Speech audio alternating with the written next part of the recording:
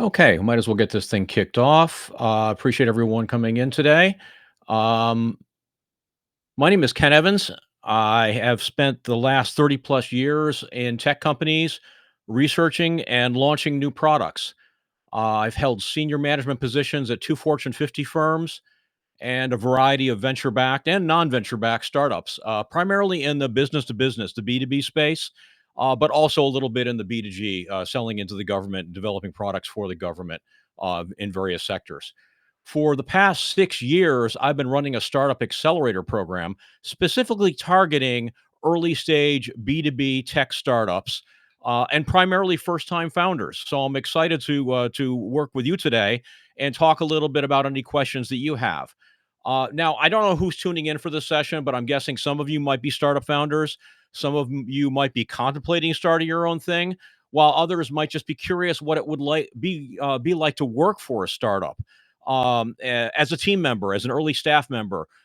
Maybe you've worked for big companies all of your career, but you have an opportunity to maybe something up with a couple of friends or join a company that is, less than a dozen people, which I've done a number of different times. So I hope to make this relevant for all of you. Don't be shy about asking questions. I'm here to help you understand the process, help you understand, what it means to identify blind spots. Because when you're in a small company, everyone has to do a lot of that heavy lifting, and also help you avoid some of the common mistakes that I have seen that I have made over the years when it comes to your time and your capital and your investment of what you want to put into this. So let me kick things off by saying I'm kind of a traffic cop. I take calls every single week, again, mostly from first time founders. And in this session, I'm going to go over some of the top questions that I get asked right off the bat. And I'll cover those briefly. Uh, and, I kind of want to know, what people are looking at as well. So I'm also going to I'm going to present some of the questions that I ask them when I meet someone new, because it's important that I get some context on what they're doing and why they're in this game, why they either started a startup or they're contemplating starting a startup. So the top three questions that I get all the time is someone has an idea for an app and they want me to connect them with a software developer to build it. Seems like a reasonable question. The second most frequent question that I get is someone has a vision for a product, but they don't see themselves as a technical founder. And so they want to see if I can introduce them to someone who might be willing to be that balance to their business capabilities and be a technical co-founder. And I'm not going to get into titles and talk about that, but we'll just leave it at co-founder at this point. But it's a non-technical person that wants to find a technical person to share the load of building their vision. And lastly, someone has an idea, but they need to fund the business, and they want me to introduce them to an angel or a venture capital investor. That happens a lot, and those are all reasonable questions. But as with most things, it's really about timing and context. So when I run into someone, or when I've done office hours in person, I usually do them as a group session. We always go around the room and start. I ask people to just answer a couple basic questions. What problem does your product solve? What problem are you trying to solve by starting this company or building this product? And who is the business? Who's the person that has that problem? Who is that target user? And third, it's kind of like, why are you the right person to solve this? What's your industry background? What's your capabilities coming into this? What do you know today that's going to help you tomorrow to build this business and build that product? Some of the things that I want to know as far as background, so that we can have a good dialogue back and forth in a normal office hour type environment. So, and the last thing that I will ask, and usually a little bit later in the office hours, but I'm going to just put it out there right now in the start, is what have you accomplished since you came up with this idea? Have you just been sitting on this idea for days or weeks or months or years? Or have you actually chipped away and done some research and figured out, who's a good user, who's not a good user? What have you done to kind of move the ball forward? What milestones have you set for yourself, and how have you progressed against those milestones? So, with that being out of the way, I want to get to know you a little bit. So, please, if you're in the background someplace, the Q&A button's at the bottom of the screen. Go ahead and submit your questions, and let's kick this thing off.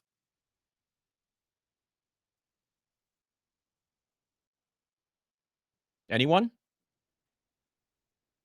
Who's out there that is actively working on a startup right now?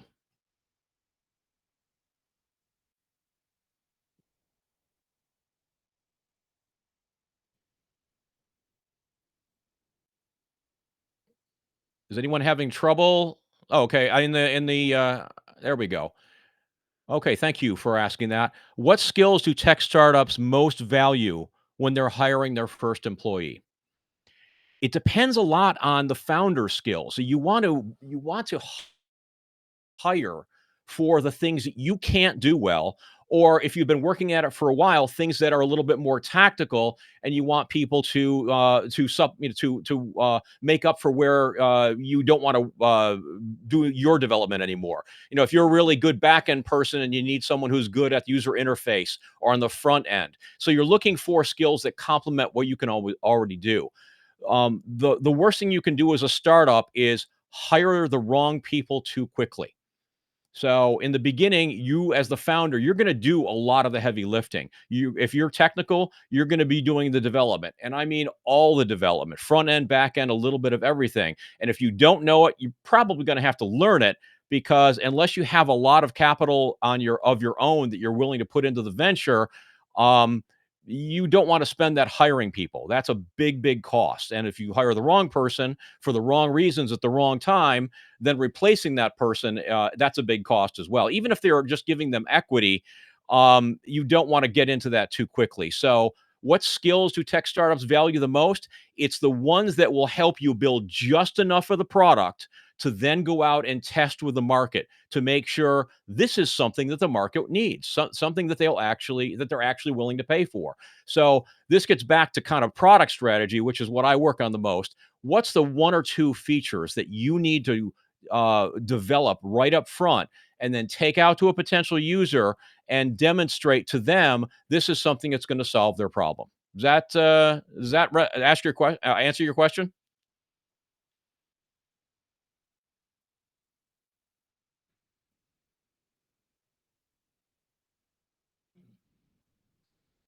All right, I'm bouncing back and forth between the Q&A and the chat. Okay, good. What options are there for capital when starting out? Well, your bank account. That's the best option. Unless you have a really good track record, banks are not going to lend you the money. You need to have some type of a track record, even to get an SBA loan for funding your business. So the best thing you can do is be very, very diligent about spending money on the right things. You can go to angel investors. You probably can't go to venture capital in the beginning unless you have a track record of successfully raising venture capital in the past. You probably are not going to be very interesting to a venture capitalist as a first time founder. That's just the reality of the market we're in right now. Now, that is sometimes a little bit different. So, if you just graduated from a top university with a PhD in AI, there are people that are willing to throw money at you, but you still have to come up with a good idea. If you have built some of your product and you've proven that there is actually a need for it, there's some demand out there, then you can start to build a relationship. Again, probably not with venture capital, probably more with angel investors. But the best angel investors are people that are already in or have recently retired from the industry that you're targeting. But at that point, they're betting a lot more on you, the founder. So if you've got a 10, 15-year history in medical devices, and you can find someone who just recently retired with a boatload of cash and medical devices, and you speak to their emotions of, hey, we're developing something that's going to save lives. We've developed something that I bet you wish you had when you were a physician or when you were a hospital administrator. Sometimes those people will say, yes, that would have been very, very helpful. And that's a type of an angel investor that's betting as much on you, the individual, and your background and your knowledge of that marketplace as they are the market that you're trying to go after. All right, questions starting to come in. I like this. It's Ken, not Kevin, but that's okay. Wait, there we go. um, you know, joining a startup can be risky. But if you have a passion for what they're building, it can be a great move. It's great experience. You're going to do a lot of things that you wouldn't do in a normal corporate job. You're going to wear a lot of different hats. In the beginning, startups, when they're very, very small, and that can be, 3 people, it can be 12 people, you're going to be wearing a lot of hats. You're going to be doing a lot of different things. So it is a great experience builder. That being said, it's a lot of sleepless nights. It's going to be a lot of risk. And sometimes startups, they can't make payroll. They are pre-revenue or they lose a major customer. These things happen, so there is a risk involved. That being said, even in corporate America now, with the layoffs and implementation of hiring freezes and implementation of AI because of the hiring freezes, there's no safe space anymore. The safe career environment just isn't there. So, if you have the capability, especially early on in your career, to work for a startup and get that experience, I highly recommend that you do that. Even when I was in Fortune 50 companies, I was always in the innovation group and the startup group. And I've had the rug pulled out from under me on projects that I'd worked on for years because that product just wasn't going to go to market. Or, I always like to say that being too early is the same as being wrong. You never know what's going to come and just yank things away from you. So you've got to be really resilient and you got to pick yourself up and, get back to work on the things that need to be done.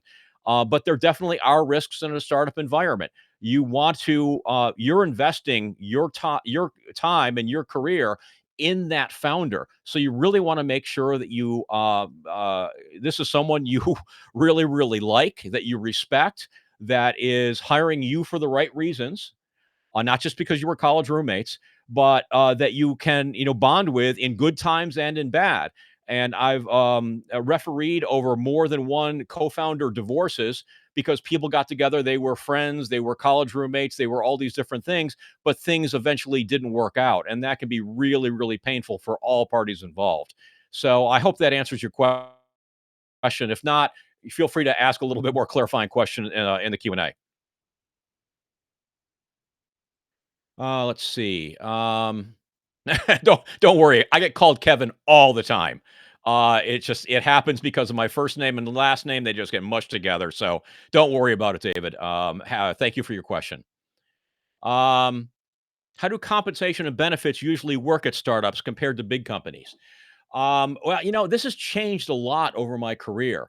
There used to be a situation where if you were the hot startup, you could throw a lot of equity or the promise of equity at people for a reduced salary. And maybe no benefits. Depending on your age, your state of career, maybe you're willing to take those risks. It's not as much like that anymore. People want to be paid a good wage, and they want to get more compensation, bonuses, and equity on top of that. But people are not willing to quit their day job for no health care and half the salary they were earning in corporate America. Again, that being said, corporate America is not exactly a safe space anymore either. So you have to weigh what's the trajectory of what that startup is going to do for your career. Will they pay you enough money that you can survive? And we all talk about, kind of the ramen noodle days in the early days of startups. You're surviving on a six pack, a bag of Doritos and ramen for dinner every single night. In my 20s, I could do that. Right now, I would not be as happy doing something like that. And I want to be paid a reasonable market rate in addition to any equity that might happen and then come along with that package. That being said, I have burned millions of shares of equity that never turned into anything, that were just a big smoke and bowl and nothing at the end of the day because the startup just never took off, or the venture funding dried up, or the market dried up. And so you really have to take care of yourself. But if you're going into a good venture backed company, the investors and hopefully the management team don't want to see you living on ramen noodles and McDonald's drive through and 2 meals a day, working 60, 80 hours a week. They want to know that your well-being is something that they are contributing to and not detracting from. So, they don't want you burned out. They want you putting in 80 hours a week, but they want you healthy in doing that. And they don't want you divorced from your spouse. They don't want all these bad externalities to happen to you just because the work environment was so hostile to your lifestyle. So, compensation, you can go out on salary.com and you can go look at a number of different places. You can go on Glassdoor. You can see what people are paying, to pay attention to what size these companies are when these people were hired to, again, really kind of understand.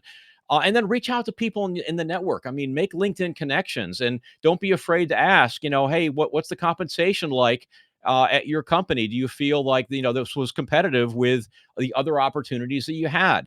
People are being a lot more transparent about what they're being paid these days. So don't be shy. All right. Did I miss anyone with the questions? Options for capital, job seeker, best way to approach networking with startup founders. The best way to approach networking with startup founders. Oh, okay. I did not get that one. Sorry, anonymous. Meetup.com, Eventbrite. Find co-working spaces. Now, not all co-working spaces in your town are created the same. A lot of what I'll call just-in-time office spaces are filled with, good people, good businesses, but not startup founders. And you're not going to be sharing coffee and donuts with people that really contribute to your journey. If you're sitting next to a whole bunch of real estate agents and CPAs and people that are selling services but not building a product, and this goes for who you search out as mentors as well. If someone has not built and delivered a 1.0 product, they don't understand the struggle that you're going through. You've got to find people that have been punched in the face by the marketplace, people that have pivoted their ideas, people that are not afraid to talk about their failures. And that varies a lot all across the country, all across the world. Some business environments are not very tolerant of failure, and people don't like to talk about those things, which is why you need to find the meetup groups. Even if they're technical meetup groups and you're not the technical founder, still go to those meetups. So if there's an AI meetup group, if there's an R or Python meetup group, if it's something that is beyond your technical capabilities, still go to those meetups. Have a beer, have a coffee with those people, share some donuts, get to know kind of what they're working on, why they're passionate about what they're building, what are some of the things that they're doing. Because if you're not a technical person and they are a technical person and they don't have the capabilities that you would bring to the table as a marketer or as an account executive or as an operations person or an HR person, they need you too. They want to meet you at these startups. They're not going to be hesitant to talk to you about what they're building. Just go and be authentic with these people, and they will strike up conversations and tell you about their journey. Be curious. That's the best thing you can do. And curiosity, you sitting at home behind a camera, it is not the way to do it. You've got to get out. You've got to go meet these people. You got to spend some evenings or some morning coffees and go meet people that are actually building products. Get to know them, be empathetic to their journey, learn from their mistakes, learn from their successes, help them celebrate their successes, and they'll appreciate that you're there. All right. I'm going to go back on this one. Any specific red flags to watch out for when considering a role? Yeah. Um, absolutely. Founders that are over promising and under delivering. Founders that have never developed a product, or they don't have a good track record for keeping their promises. You're interviewing them as much as they're interviewing you. So you say, okay, tell me. Well, one of the questions, question number 4 that I asked in the beginning, what have you accomplished since you came up with this idea? Ask that question. How long ago did you come up with this product? What pivots have you gone through? Where are you going out and seeking input from potential customers, doing what we call customer discovery? Are you going out and specifically meeting with people and talking with them about the problem that you hope to then solve in your product? If they're not doing customer discovery every single week, red flag. If they're not willing to talk about the pivots or the milestones they've met or the milestones they've missed, red flag. If they say, I don't need input from customers, I know what I'm building, I know what they need to do. The whole Steve Jobs never asked anyone about, building an iPhone. Huge red flag. I call that toxic certainty. If a founder is not willing to be open to input from their customer base, their potential customer base, if they are not out there, even if they're a technical founder, a dyed in the wool introvert, and they are not out there talking to potential customers and seeking input, not necessarily selling the product, not even showing the product, but just talking about the problem space, huge red flag. Run away.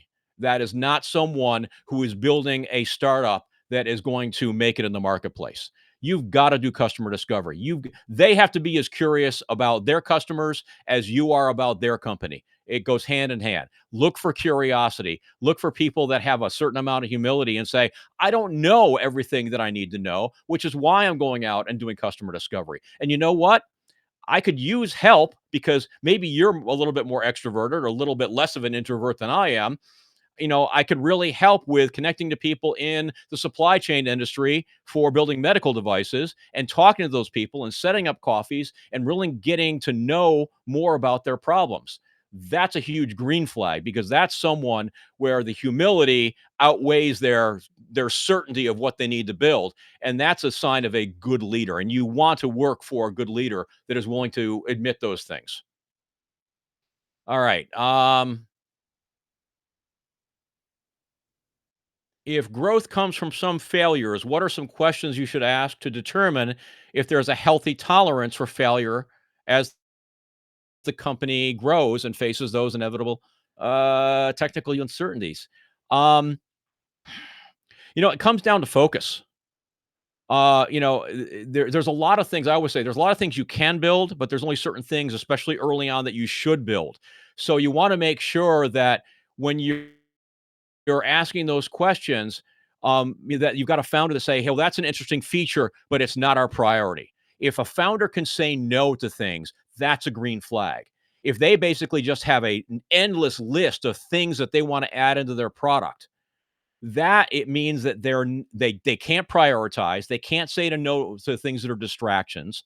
Um, they if they don't admit where they've already done some little mini pivots where they've gone out and done customer discovery, and by hearing from two or three people, hey, that's an interesting thing, but our real problem in supply chain for medical devices is over here.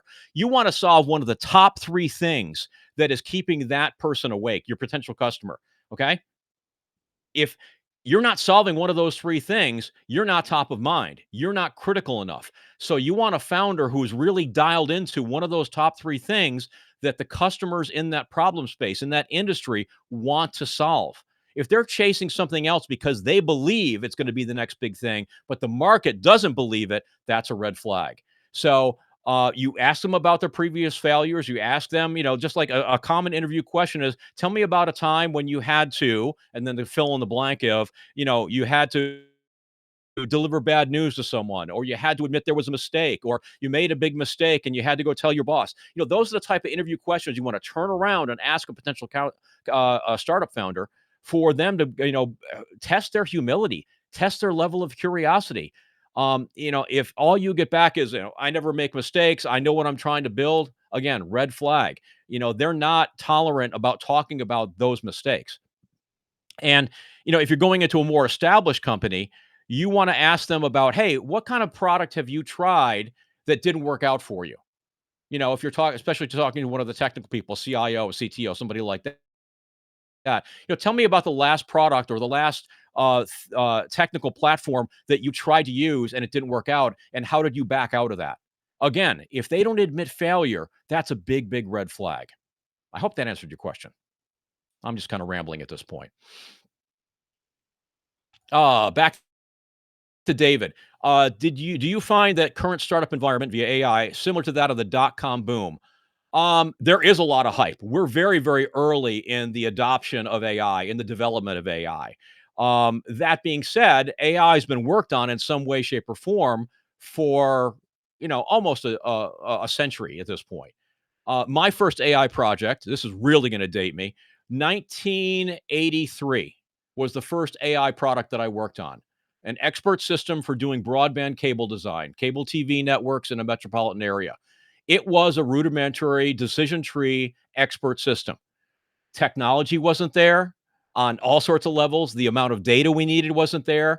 Would it have worked? Yeah, probably. But again, being too early is the same as being wrong. And there's been a lot of development in AI for decades and decades and decades. When I graduated college, everyone Lisp was the new thing, and everyone was learning Lisp on how to program for decision support systems. So yeah, yes, we're in a hype cycle, but certain things, if you're familiar with Gartner and their hype cycle, certain technologies will go through that hype cycle and come out the other end as useful tools. A lot of them won't. A lot of them will get stuck. A lot of them will disappear. We as an industry have to be tolerant of failure. There's a reason 90% of startups fail because people, place their bets on the wrong things or at the wrong time. So yeah, we're dealing with a lot of hype right now, but there's a lot of good things that are happening. And it's never been an easier time or a cheaper time to start a tech startup because the tools that are available to you, even as a non-technical founder, are unlike anything we've seen before. So, if you want to ask a follow up to that, David, go ahead because I know I kind of rambled a little bit on that, but yeah, we're in a hype. We're always in a hype. We're always in. We're living between booms and busts all the time.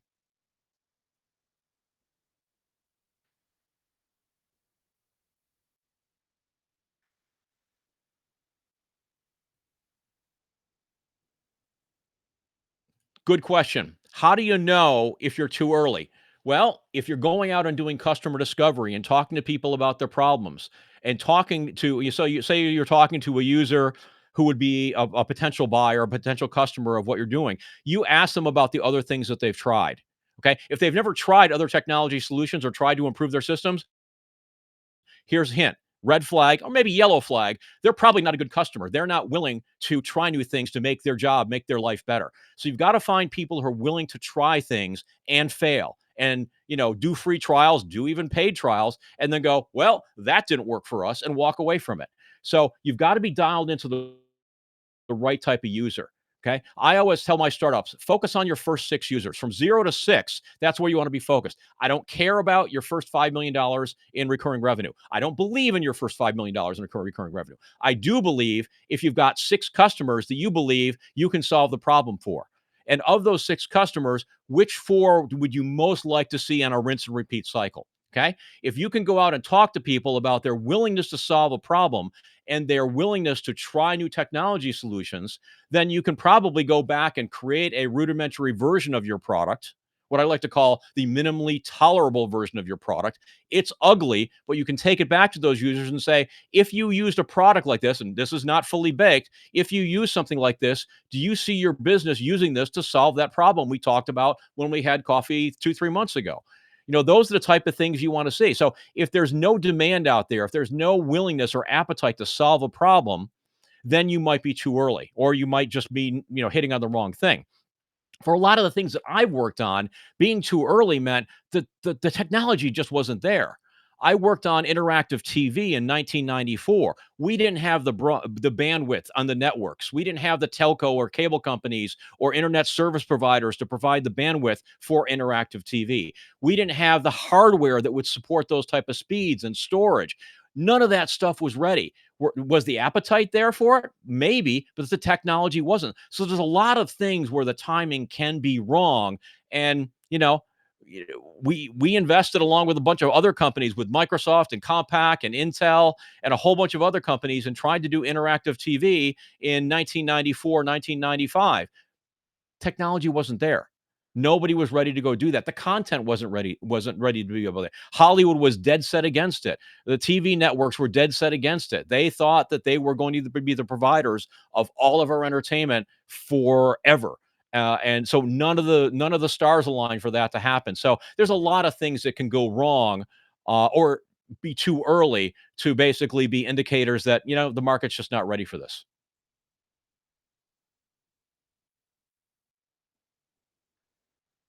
All right, David, thank you. Well, I've got to wrap up. I've actually 1 minute past my time right now.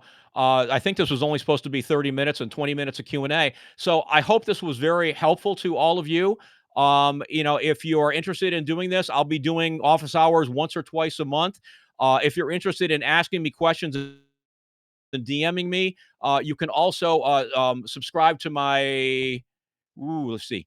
You can subscribe to my subs channel. Let me see if I can get back to that.